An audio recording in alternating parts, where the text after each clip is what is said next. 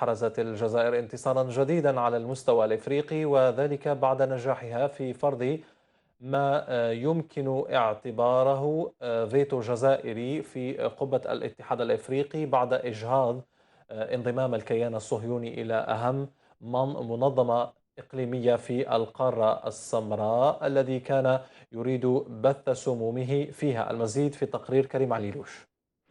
في الوقت الذي تتودد فيه بعض العواصم العربية للكيان الصهيوني، سواء كان ذلك علانية أو من تحت الطاولة، ها هي الجزائر تواصل ثباتها على مبادئها الرافضة للتطبيع مع كيان الاحتلال ومواصلة مساندتها للشعب الفلسطيني. ففي آخر حلقات ممانعة الجزائر للكيان الصهيوني، استطاعت إجهاض مسعى انضمام هذا الأخير إلى الاتحاد الإفريقي. الثقل الذي تحظى به الجزائر داخل الاتحاد الافريقي كمؤسس اولا للاتحاد الافريقي وكعضو فاعل سابقا في منظمه الوحده الافريقيه، كل هذا ربما مكن الجزائر من ان تتدخل في الوقت المناسب، بالإضافة كذلك إلى دول أخرى لها نفس التوجه ولها نفس التصور بأنه لا يقبل. بالإضافة كذلك أنه الموقف الموحد اليوم، نحن نتحدث عن الاتحاد الإفريقي ككتلة واحدة.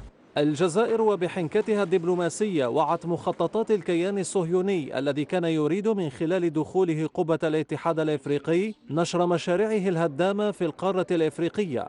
الكيان الصهيوني أعاد مراجعة سياساته وأعاد مراجعة نظراته، فيجد بأن في القارة الإفريقية هو بعد استراتيجي لصياغة علاقات جديدة، محاصرة الدول العربية يمكن له من خلالها أن يمر بخطى ثابتة في تمرير مخططاته الإجرامية، باعتبار أنه القارة الإفريقية لها حضور قوي جدا في الأمم المتحدة، من حيث أنه 54 دولة إفريقية إذا ما كسبها هذا الكيان فإنه سوف يواجه أي قرار وسوف يواجه أي مشروع قد يقوض من هذه المخططات الإجرامية. الجزائر وبنجاحها في إجهاض مسعى منح الكيان الصهيوني صفة عضو مراقب في الاتحاد الإفريقي تؤكد مرة جديدة أنها ستقف دائما بالمرصاد للكيان الصهيوني الذي يسعى للحصول على المزيد من الدعم الدولي. مع تأكيد وزارة الدفاع التونسية الأنباء التي تم تداولها